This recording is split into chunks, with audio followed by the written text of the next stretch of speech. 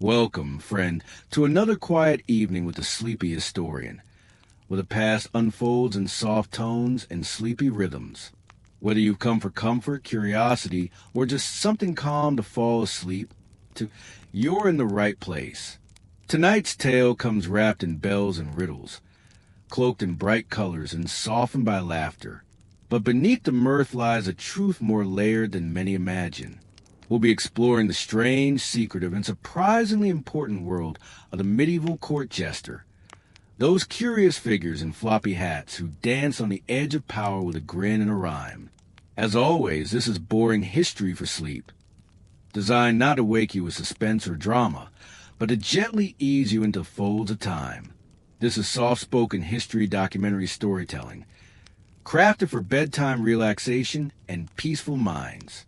It's calm bedtime storytelling, layered with forgotten facts and history sleep stories that whisper rather than shout. We'll begin, as we often do, by slipping into the rhythms of daily life, imagining what it was like to wake up not as a knight or a king, but as a jester preparing for the day's performance, unsure if laughter might save you or doom you. Then we'll stroll through the life of a famous fool, one whose wit cut deeper than any sword. After that, we'll wander into the archaeological oddities and lesser-known mysteries surrounding jesters. Strange bones, odd sketches, and forgotten footnotes in dusty books. And finally, we'll look at how jesters stood beside royalty, mocking and mimicking their masters in ways that common folk never could. So if falling asleep to boring history is something that soothes you, or if you're a lover of archaeology, Roman history, medieval tales, or simply a calm voice in a noisy world, this story is for you. And if this kind of storytelling helps you rest, feel free to like the video and subscribe, but only if it actually brings you peace. And let me know in the comments where you're listening from and what time it is. There's something strangely comforting about knowing who else is out there, drifting off to the same soft stories from long ago. So settle in, fluff your pillow, dim the lights, let the torches flicker and the fools begin their dance. Let the bells jingle faintly in the distance. Let the myths unfold, and let us begin. Imagine yourself waking just before sunrise, not in a knight's chamber or a peasant's barn, but in a modest stone room tucked behind a great hall of a medieval castle. The air is cool, the stone beneath you rough, and your blanket smells faintly of straw, smoke, and yesterday's wine. You are not nobility, nor are you a servant in the usual sense. You are something else entirely, a jester, a figure meant to straddle the space between amusement and mockery, between reverence and ridicule. Your morning doesn't begin with prayer or chores. It begins with observation. Before the castle wakes, you listen. A stable hand yawns and shuffles through straw outside. A guard shifts his weight at the gate, his armor creaking softly. Somewhere, a baker begins kneading dough, the scent not yet drifting to the corridors but promising warmth later. You dress not in armor or woolen tunic, but in motley, a patchwork of brightly colored fabrics. Each piece is sewn with care, though none match. Some are gifts from nobles amused by your cleverness. Others are repairs from years ago. And then there are the bells, tiny, delicate ones sewn into your hat and sleeves.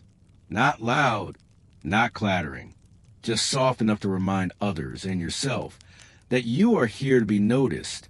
Breakfast comes, if at all, from the scraps left behind in the kitchens. A half piece of bread, some cheese not quite spoiled, maybe an apple. No one expects you at the morning meal, but everyone expects you to be ready when they are. By mid-morning, the castle is awake, and you begin your rounds. The Great Hall is where you do much of your work, though few call it that. Here, you play the fool. You tumble. You mimic the gait of the king's favorite knight, just enough to draw laughter, but not offense. You sing rhymes about the steward's love of coins. You recite riddles learned from foreign travelers. You dance with a goose. You balance a cup on your head and sip from it without spilling. And always, Always you watch. You are not just a performer. You are an observer. You see things others miss. The nervous glance of a noble plotting something. The downcast eyes of a servant hiding a secret. The whispered joke at the king's expense. All of it you store away. Because the jester is not merely for entertainment. He is, in many ways, the castle's unofficial conscience. The one who can say what others dare not. But only if wrapped in enough humor to keep the edge dulled. Come afternoon, you may be summoned to entertain visiting lords. These are trickier. You do not know their temperaments. A joke that delights one might offend another.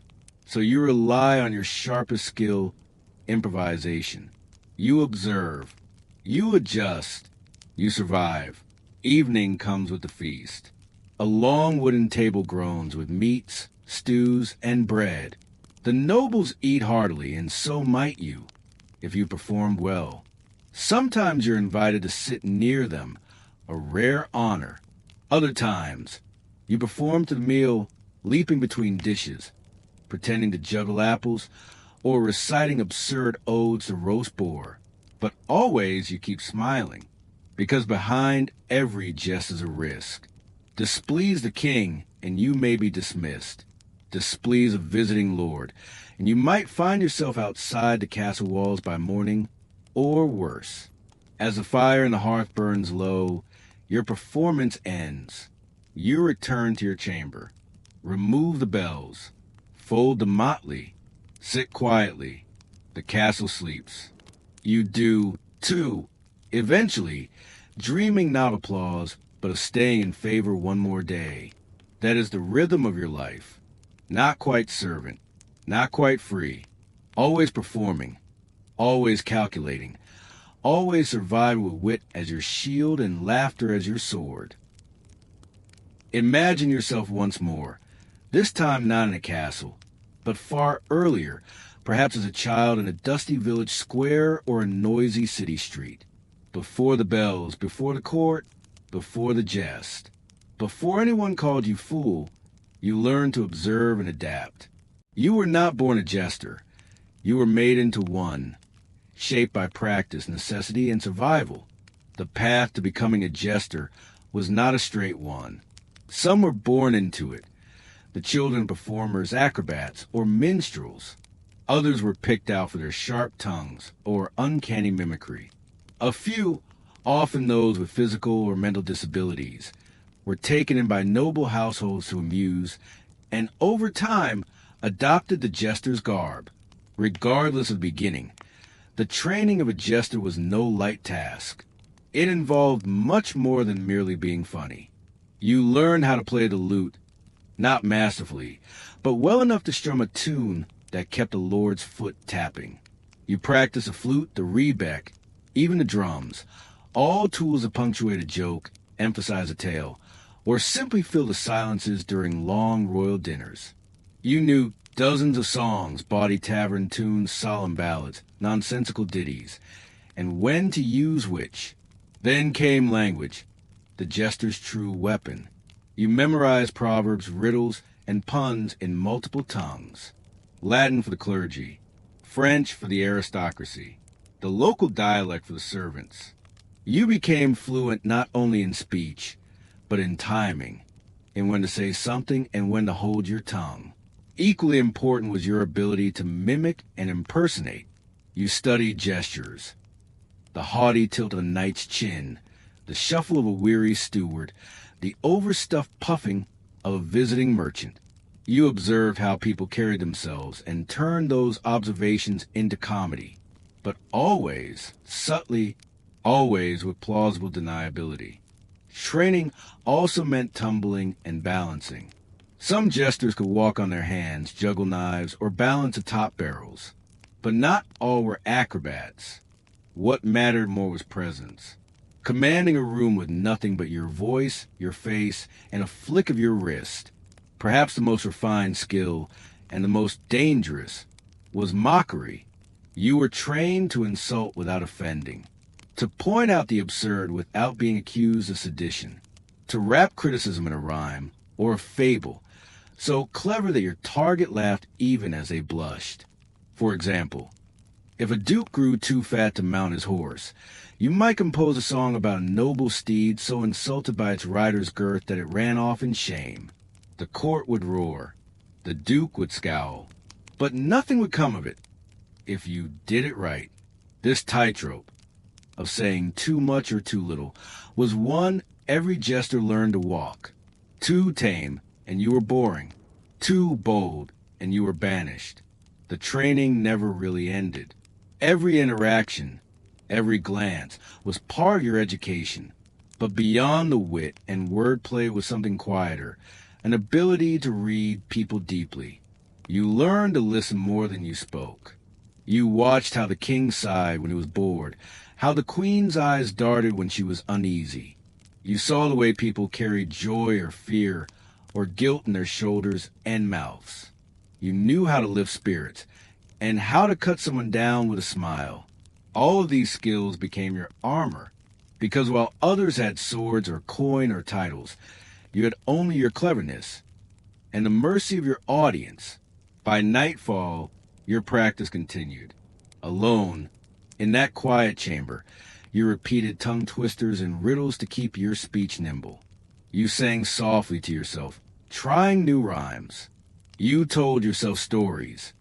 Stories of fools outwitting kings, of peasants tricking lords, of ravens who spoke in rhymes and jesters who whispered truths.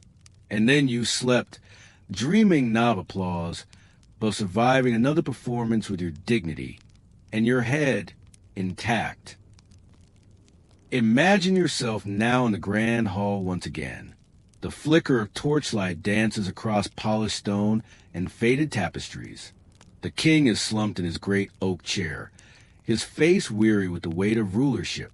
The courtiers murmur among themselves, their words carefully chosen, measured, masked. And then there's you. You enter, bells on your cap jingling softly, a crooked grin already forming. They expect laughter. They expect distraction. But you carry something more dangerous than comedy. You carry truth. For all the jokes, all the acrobatics and songs, the jester held a curious role, that of the court's unofficial truth-teller. In a society governed by strict hierarchies and tightly sealed lips, only the jester could speak openly. Only the fool could point to the king's mistake and survive. This power was not granted lightly. It was earned through years of careful wordplay and tested loyalty. You could say what others dared not, but you had to veil it in metaphor, in allegory, in rhyme. A poorly received jest might still land you in the dungeon, or worse. Take, for instance, the story of Archibald the Pale, a jester in the service of a particularly prideful duke. When the duke announced a tax increase that would ruin the nearby villages, no one protested. No one but Archibald. He crafted a puppet play in which a fat goose hoarded all the grain from the other birds, growing so bloated that it could no longer fly. The court laughed. The duke chuckled, and the tax was quietly revised days later. Nothing more was said, but those who had ears to hear understood. You see, jesters were observers. With no land to manage, no armies to lead, and no votes in court, they wandered freely. They watched, they listened, and sometimes they whispered. It is no exaggeration to say that jesters sometimes served as informal advisors or spies. They traveled between courts with their masters, overhearing rumors and relaying secrets. Monarchs would ask them in jest what they thought of a treaty, a betrothal, or a campaign, and jesters, cloak in humor, would answer honestly. In the court of a queen, one might quietly note the nervous glances between a visiting envoy and a lady-in-waiting. In the halls of a bishop, one might notice the missing scrolls and hurried scribes. Jesters noticed patterns others missed, because no one paid too much attention to fool. Of course, this power was double-edged. With knowledge came risk. Speak too plainly, and you became dangerous. Play dumb too often, and you were discarded. The best jesters mastered ambiguity. leaving people unsure whether they were clever or merely lucky.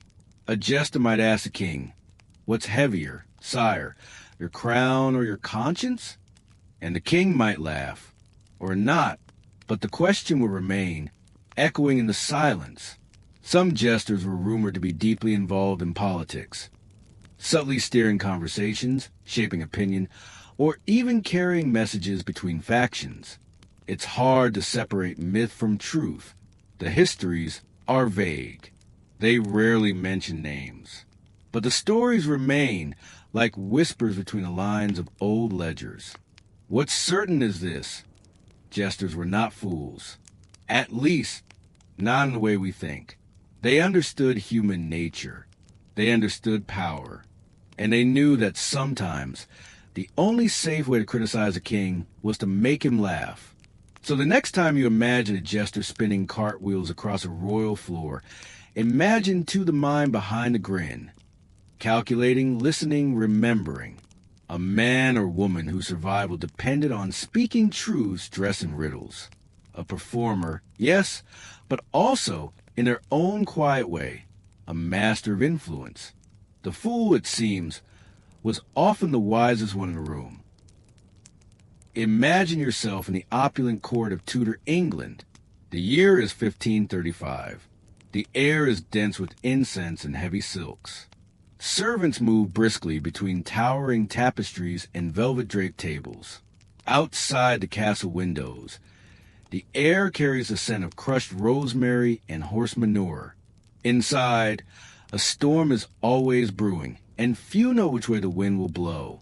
In this world of intrigue, ambition, and sudden downfall, a single figure walks the line between mockery and monarchy.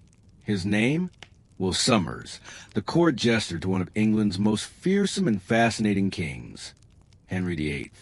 But who was Will really? Not much is known of his early life. Records suggest he was born in Shropshire, possibly around 1501. A commoner, unremarkable in birth. And yet, somehow, he found himself summoned to court in the mid-1520s. It's said that he was introduced to Henry VIII by a courtier who admired his quick wit and unflappable manner. Whatever the truth, once he arrived, he never left. Will Somers was more than a jester. He became a fixture of the Tudor court. Through 6 wives, a break with Rome, and the dissolution of the monasteries, Will endured. And perhaps more miraculously, he thrived. What set him apart? Unlike the caricature of a jester we often imagine, capering about with a lute and a slapstick, Will was dry, intelligent, and observant. His jokes were rarely bawdy. Instead, they were sharp, quiet, and laced with commentary that, from anyone else, would be considered treasonous. He was known to tease Henry about his weight, his marriages, and even his policies. Always carefully, always skillfully. And Henry, remarkably, tolerated him. Some even said he loved him. There are tales, soft-footed legends really, that Henry once burst into thunderous laughter when it was suggested the king should marry a bag of coins, as it's the only bride he hasn't grown tired of. A dangerous jest, but it worked. Perhaps because Henry saw it was something rare, honesty without threat. Unlike the nobles who flattered and the clergymen who preached, Will had no ambition for power. He was the only man who could make the king laugh when he least wished to. And in those dark Tudor days, laughter was rare currency. More than once, Will is said to have defended courtiers from Henry's rage. He would intervene with a joke, a rhyme, or a distraction. In one instance, when Henry ordered a servant whipped for spilling wine, Will spilled his own cup in protest, drawing laughter instead of blood. He turned fury into farce. Not always, not reliably, but often enough to matter. And yet, Will was no fool. He understood court politics better than most. He kept his alliances quiet, his loyalties clear. He knew when to speak and when to remain utterly still. He served not only Henry VIII, but also Henry's daughter Mary I. He was present at her coronation, an aging shadow of his former self, and yet still there, still part of the machinery of power. Some say Elizabeth I even kept a jester in memory of him. Will's presence lasted through 3 monarchs. That is no small feat for any Tudor subject, let alone a fool. Perhaps most remarkably, Will Somers died in his bed of natural causes, in a time when few men close to the throne could say the same. Today, his image survives in a few portraits, tucked into corners of royal paintings, his features half smiling, almost forgotten. But the records confirm his role, not just as entertainer, but as a strange kind of anchor, a pressure valve for one of England's most volatile courts. Imagine it again now, a man in motley silk, walking quietly behind a king feared across Europe, a man who knew when to laugh, and when to save a life with a whispered jest. That was Will Somers, the wise fool of Tudor England. Imagine the candlelit chambers of a late medieval court, the stone walls thick with tapestries, shadows trembling with every flicker of flame. The court is a place of precision. Every nod, every bowed head, every silence is calculated. At its center sits the monarch, a figure both exalted and terrifying. All eyes are trained on them. All ears await their command. And yet, in this tense choreography of obedience, one figure breaks the rules. The jester. The jester alone is permitted to cross invisible lines, to step too close, to speak out of turn, to raise his voice when others whisper. But this freedom was not without danger. In truth, it was a performance more delicate than a tightrope walk over court's open jaws. The jester's survival depended not just on wit, but on timing, tone, and instinct. When to jest, when to retreat, when to expose a truth wrapped in humor, and when to let silence speak louder. To entertain a king was one thing, but to challenge him with a grin, that took artistry. The medieval monarch, after all, was not merely a ruler, but a divine figure, chosen by God. His will was law, his favor was life, and his anger, death.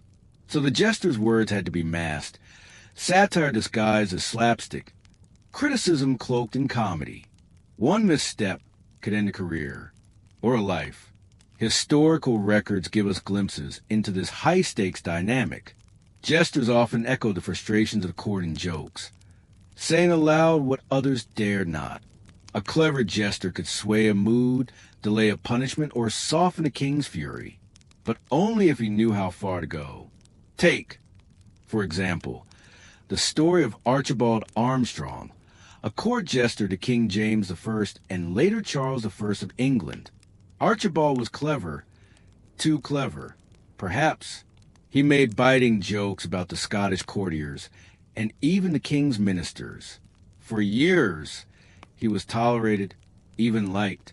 But eventually, his wit was deemed too sharp, too insolent. He was dismissed in disgrace, banished from court with no fanfare. His story is a cautionary one, a reminder that the king's laughter could turn to wrath in a moment. Still, jesters remained part of courtly life for centuries.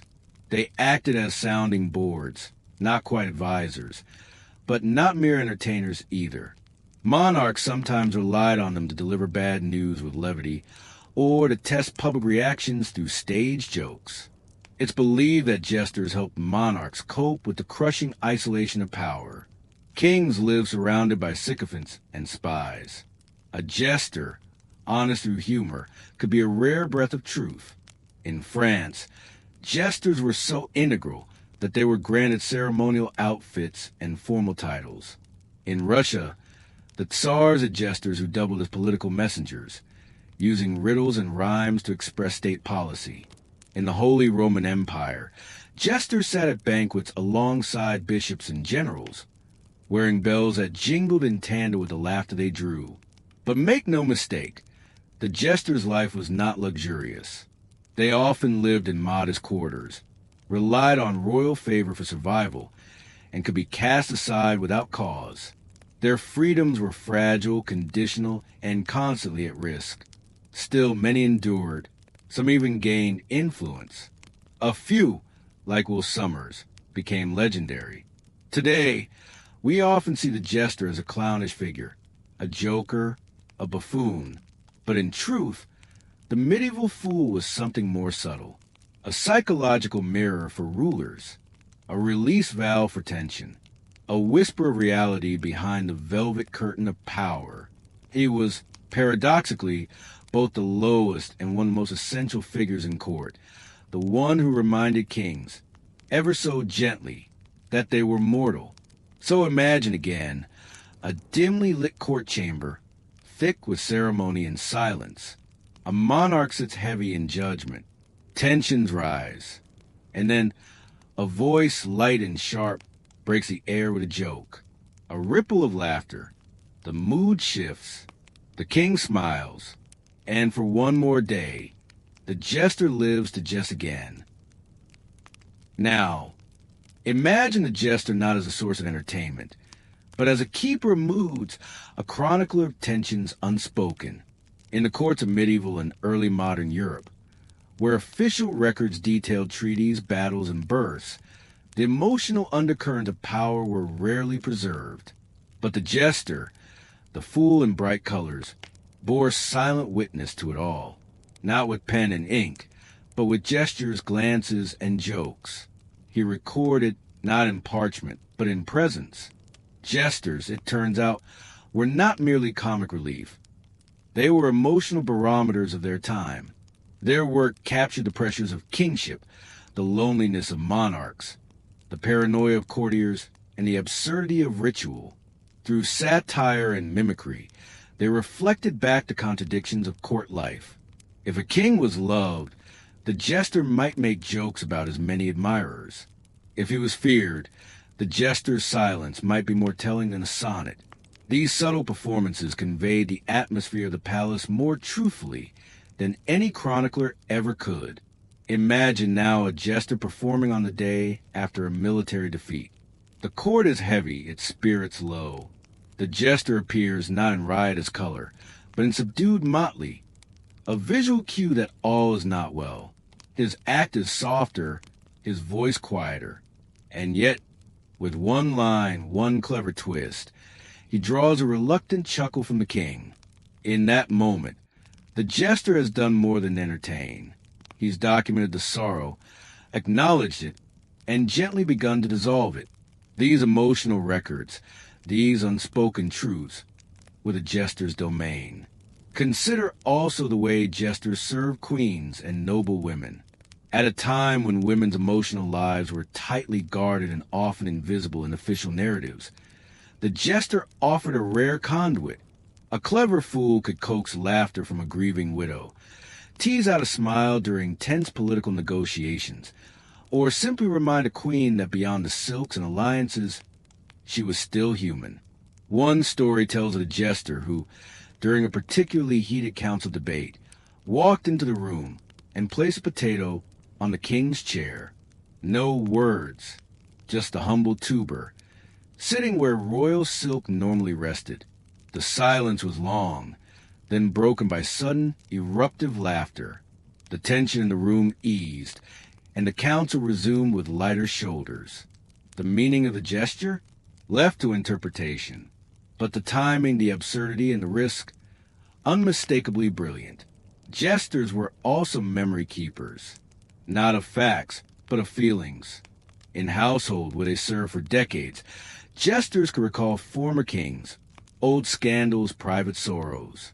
Their recollections were embedded in jokes and parables, passed down not as history, but as soft stories told over mead or muttered in the corridors. In this way, jesters function as informal emotional historians, tracking not events, but moods, the anxiety before a war, the strain of succession, the humor and hardship.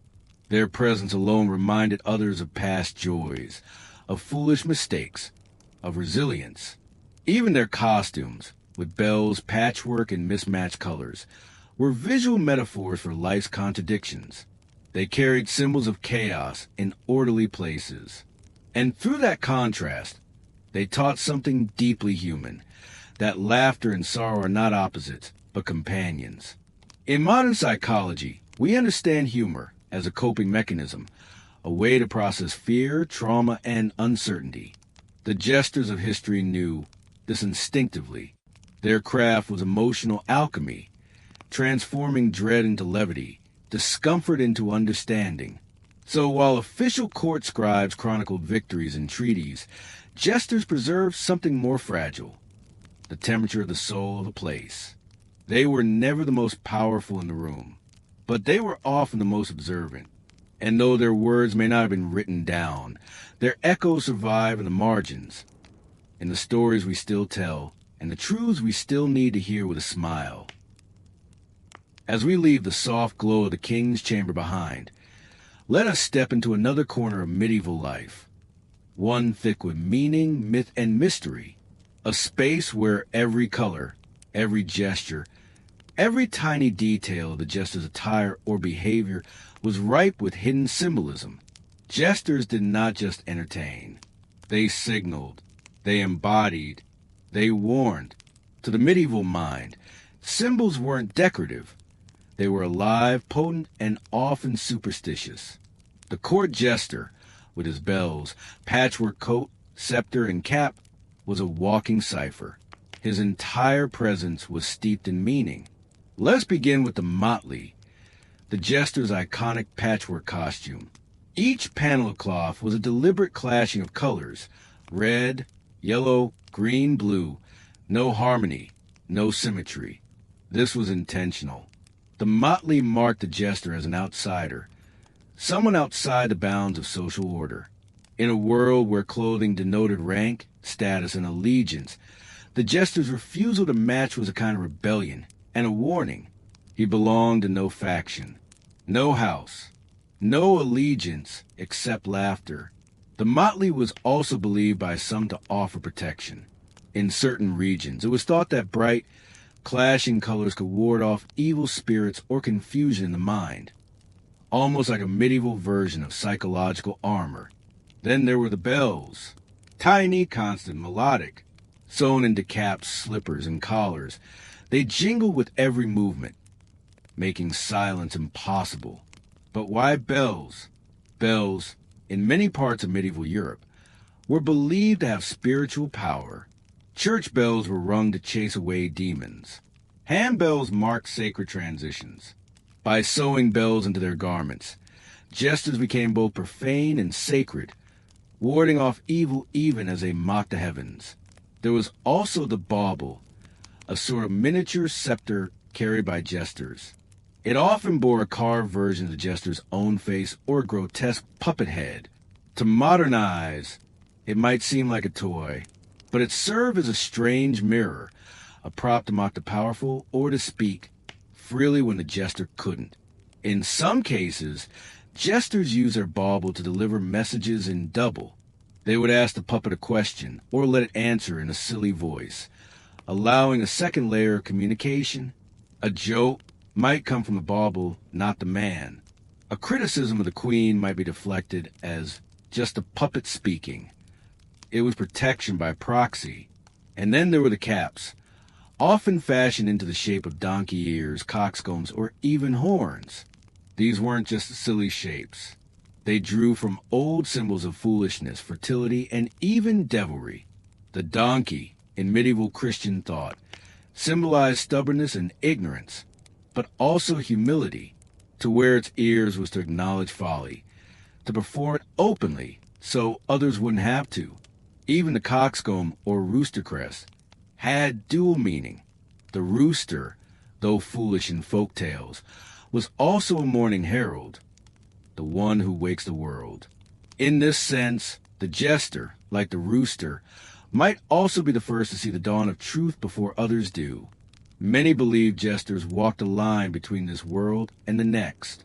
Their behavior, their chaotic energy, their strange dress, all hinted at a connection with the unknown. They were liminal figures, tolerated by nobles, but never fully embraced. Some jesters were feared more than adored. Their sharpness, their unpredictability, their ability to twist words like incantations, all lent them an aura of danger. Superstitions rose around them, Don't cross a jester at dusk. Never take a coin from a fool's hand. If a jester cries, a great sorrow will follow. It's hard to know how much of this was true and how much was theater. But for those living in castles centuries ago, the jester was never just comic relief. He was a strange creature, alive with contradiction, joy and sadness, power and mockery, reverence and ridicule. He embodied chaos, and in doing so, gave others the comfort of order. So next time you see a colorful cap or hear the soft jingle of distant bells in a film or on a stage, remember, there was a time when those symbols weren't quaint. They were feared, respected, sometimes even believed to hold magic. As we drift deeper into the twilight of medieval imagination, the jester's role becomes even stranger, crossing from the physical world into the realm of myth, religion, and spiritual folklore. You see, to many in the Middle Ages, jesters weren't just performers. They were echoes of something older, stranger, perhaps even sacred. Let us begin with a question. Why did the church, so often a voice of order, reverence, and restraint, allow the jester such freedom in a world otherwise bound by rules? In some ways, the jester served a spiritual function. His folly reminded the faithful of their own. He was a mirror of human weakness, loud, foolish, and irreverent.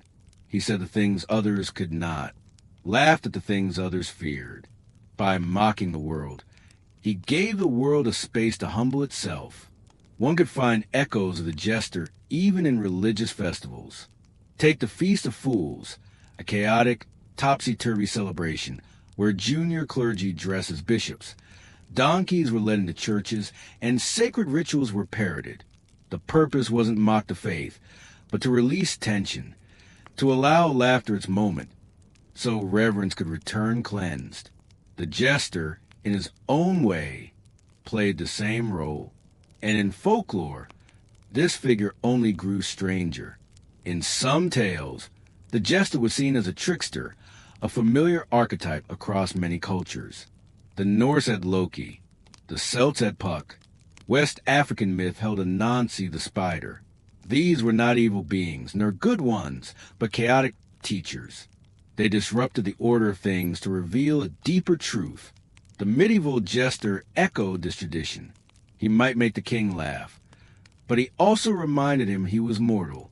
He might tell a bawdy tale, but buried within it might be a lesson on pride, or greed, or fate. In some cases, the jester was believed to be favored by fate itself, protected from punishment, blessed with insight, or cursed to always be misunderstood. There are stories, quiet ones, of jesters predicting death, or appearing where they should not, or knowing things they could not have known. These weren't always taken seriously, but they weren't dismissed either.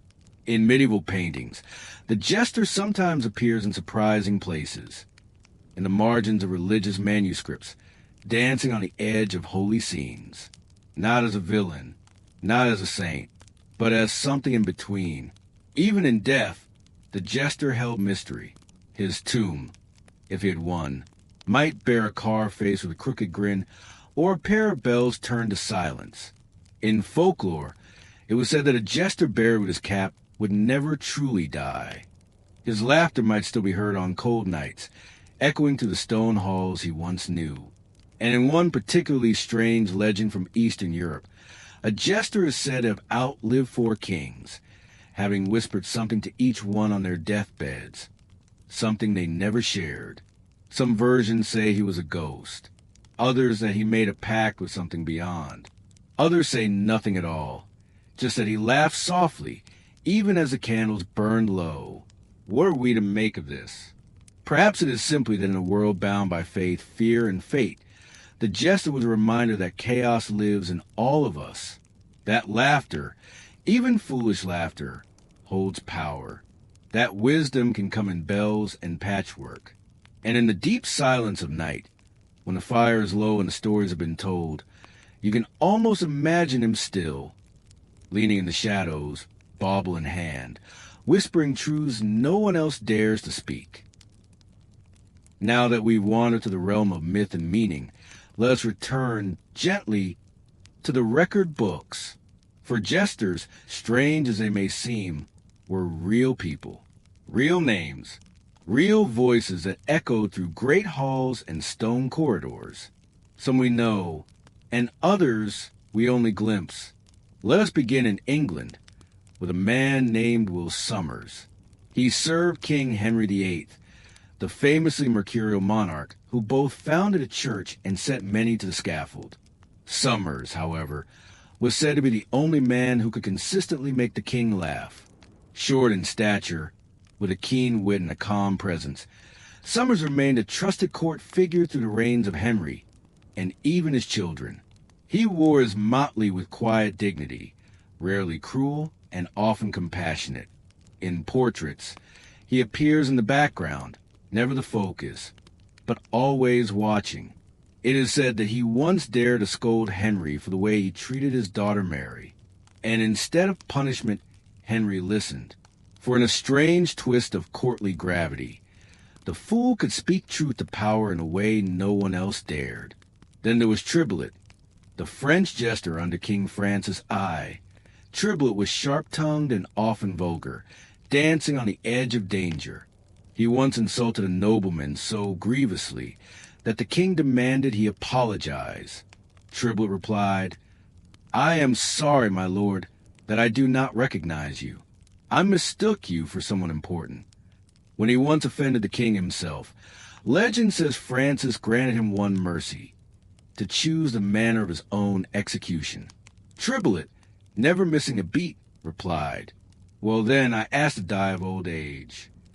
The king laughed and spared him. In Poland, there was Stanzik, not merely a fool, but a symbol of national consciousness. He is remembered not just for laughter, but for warning the king of dangers ignored. In paintings, Stanzik sits somber and thoughtful, while revelers celebrate around him. A reminder that sometimes the wisest voice is the one cloaked in jest. And there were women, too, rare but notable. Mathurin, a jester in court of French kings in the 1600s, dressed as an Amazon warrior, and was known for her quick tongue and theatrical flair. Once, she even disarmed an assassin with nothing but her costume and a sharp mind. Many others are lost to time. Anonymous figures who danced, joked, and vanished. They appear in household records as Tom the Fool or Mad Bess, paid in loaves of bread or bolts of cloth. Their stories, never written, live on only in whispers or family myths. And yet the essence remains. Across cultures, Chinese courtiers, Persian storytellers, African griots, we see the same pattern. One who laughs but speaks truth. One who is lowly but touches kings. The jester is not just a comic relief. He is a bridge between layers of society, between safety and risk, between honesty and absurdity. And in that liminal role, part man, part myth, the jester is deeply human. Even today, some say the spirit of the jester survives. In satire, in parody, in the quiet humor that gets us through dark times. In comedians who point out hard truths, gently or fiercely. In the child who asks uncomfortable questions. In you, perhaps, as you listen and reflect. For though the motley may be gone, the wisdom hidden in laughter still whispers. As we ease into the final stretch of our journey, let us linger within the grandeur of medieval courts, where velvet drapes muffled whispers and candlelight flickered against carved stone. Here, amid nobles and monarchs, the jester moved, quietly powerful in a world of ceremony and constraint. To be a jester at court was to occupy a strange, contradictory space. You were always there, and yet never truly part of it. On the one hand, jesters had access most courtiers only dreamed of. They could approach the king unannounced, speak freely when others were silent, move between ranks without fear of offense. In a rigid world of hierarchy and etiquette, this fluidity was extraordinary, but it came at a cost. Imagine, for a moment, a lavish feast in the great hall of a castle. The table is heavy with roasted meats, honeyed fruits, spice wine. Nobles in silks and gold thread recline on cushioned benches. Musicians play softly in the background. And there, beside the hearth or near the throne, is the jester, brightly dressed, perhaps holding a fool's scepter tipped with a carved head. Smiling faintly, he watches everything. When the food grows dull or the conversation wanes, he's expected to entertain. A joke, a dance, a song.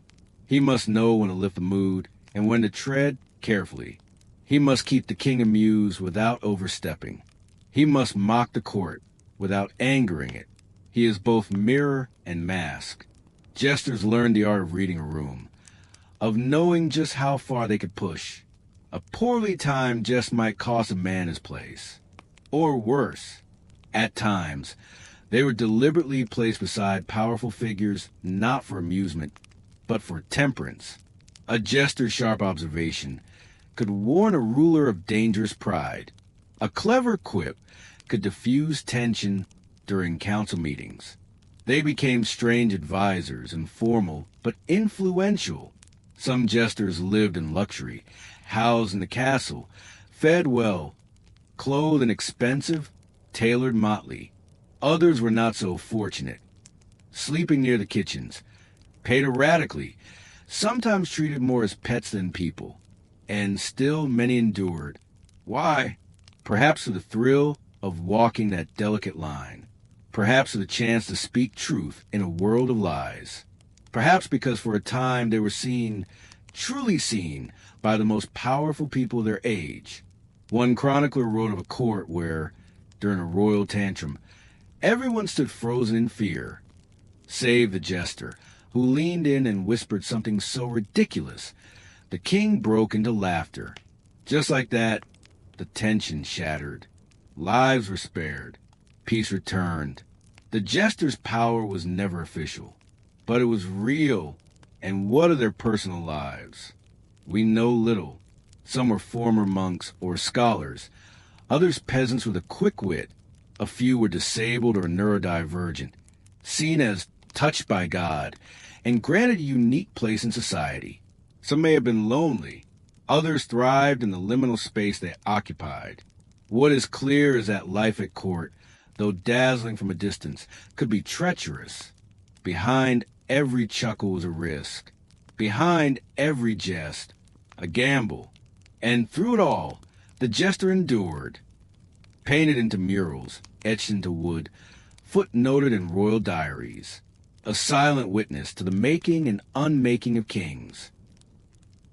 Now, let us dim the lights of the royal court just a little further, and reflect on what happened when the laughter stopped. The jester's position, though often envied, was never secure. They were not nobles. They held no official rank. Their fortunes were tied not to their own abilities alone, but to the whims of their patrons. A new king, a moody duke, or a courtier's grudge could send even most beloved fool out into the cold. And sometimes they simply faded away. Picture a jester in middle age, perhaps once sprightly and quick, now slower to leap and less sharp of tongue. The wrinkles in his face have deepened, and his voice, once booming with wit, is hoarser now. The younger nobles find him quaint, not clever. The king, once charmed, now rarely calls for him. What does he do then? Unlike knights or merchants, jesters had no pension, no estate, no legacy, except the echoes of laughter in the stone halls they once brightened. Some transitioned into other roles, musicians, tutors, even scribes if they were literate. Others wander from court to court, try to reclaim their magic. A few found work at fairs or inns, but most would find life beyond the court difficult. Some were simply replaced. Younger jesters were always waiting in the wings, hungrier, louder, more daring. In a world that prized novelty, age was a quiet death sentence. There were even those who fell victim to the very humor they once wielded. In moments of misjudged satire or too honest commentary, a jester might insult the wrong noble, A misplaced bar could lead to exile or worse.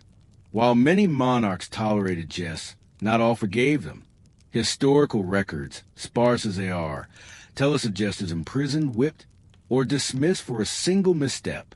Their fall was not always dramatic. Often it was silent, unmarked. The record simply stops. Others died in obscurity, forgotten by the courts they once served, buried without ceremony, their names lost while those they mocked live on in chronicles and genealogy scrolls. And yet, some jesters managed to etch their legacy into history. Their stories pass from bard to bard, from castle hall to village inn. In these tales, they became symbols of cunning, of truth disguised in humor, of courage that wore a painted grin. But most were not remembered. They did not seek immortality. They sought, perhaps, only to be heard, if only for a moment, to bring a spark of mischief to a world heavy with war and ceremony. The fall of a jester was often gentle, but it carried the same quiet melancholy that drapes all lives when the end draws near. A slow dimming of the light, a softening of the voice, a silence where laughter once lived. In many ways, their stories mirror those of all who stand in service of power, honored while useful, discarded when the times change. And still, in that fading, there is dignity. The jester was more than a performer. He was a witness to history, a keeper of secrets, and, for however brief a time, the voice of the unspeakable. Now, with the final embers of the jester's torch flickering low, we turn our gaze to the shadows left behind, the echoes that continue to ripple softly through time. Imagine, if you will, a dusty old manuscript, resting forgotten on the shelf of a monastery library. Its pages are brittle ink faded, but nestled between somber sermons and family genealogies is a small poem, a verse written in jest, mocking a long-dead lord's oversized codpiece. There is no name signed, but perhaps the jester wrote it, though they rarely held pen or scribe's title. The jester's influence touched the records of the time in more ways than one. Their jokes, whispered or shouted, sung or scribbled, often outlived them in peculiar ways. Some passed into folk tales. Others became anonymous rhymes that children sang in markets without knowing their source. In this way, the jester lingered. Through centuries, the image of the fool evolved. From medieval courts to Shakespearean drama, from satirical broadsheets to modern clowns. Always wearing the mask of humor, always walking that fine edge between entertainment and critique. The court jester became a symbol of courage wrapped in comedy, of truth told under the cover of absurdity. Even in modern parlance, we still speak of playing the fool, of fooling the king, or speaking truth to power with a jest. The archetype lives on in jesters of the stage, of politics, even of protest. In many historical dramas and art, you'll see the jester lingering at the edge of scene, never at the center, always near, observing, waiting, occasionally commenting in a way that no knight or priest ever could. This positioning was no accident. Even in memory, they remain outsiders, necessary but not embraced. Treasured, perhaps, but never truly won the court. And yet, in that very marginality, there was freedom. The jester could travel from court to court, adapt to kings and customs, change languages and tricks as needed. They were the wandering comedians of a rigid world, a rare breath of unpredictability in castles built on protocol.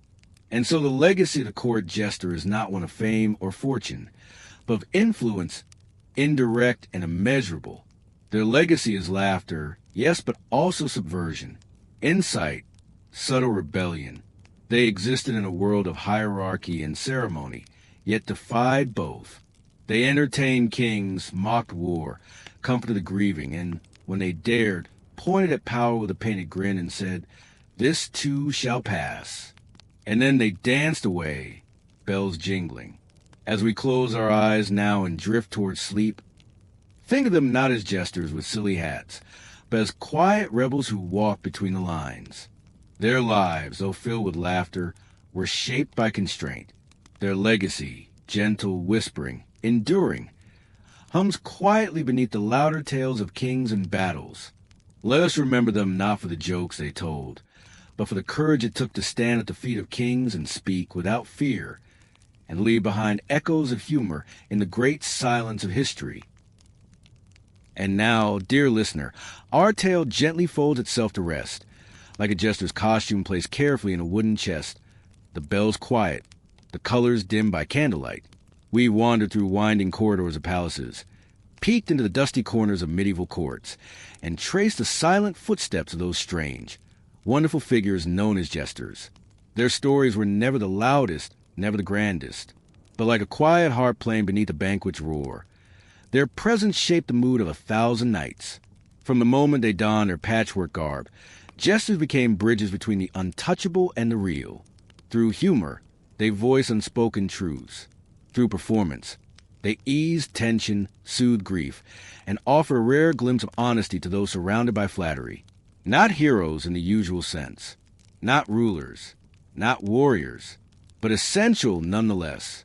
And now, in the stillness of this moment, as the world outside your window fades to a hush, perhaps you feel a quiet kinship with them, a certain sense of watching from the edges, noticing things others overlook. The jester wasn't there to steal the spotlight. He was there to reflect it. Gently, humorously, cleverly, he let others sleep better. And maybe tonight, he's helping you do the same.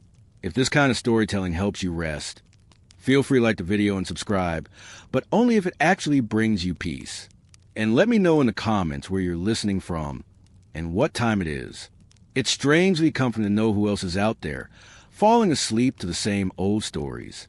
So now, with the last flicker of torchlight dancing on stone walls, we close the book for tonight. You've been listening to Sleepy Historian, where boring history becomes your lullaby. May your dreams tonight be soft, your thoughts unhurried, and may the old jester, wherever he wanders, offer a quiet chuckle to carry you gently into sleep. Until next time, rest well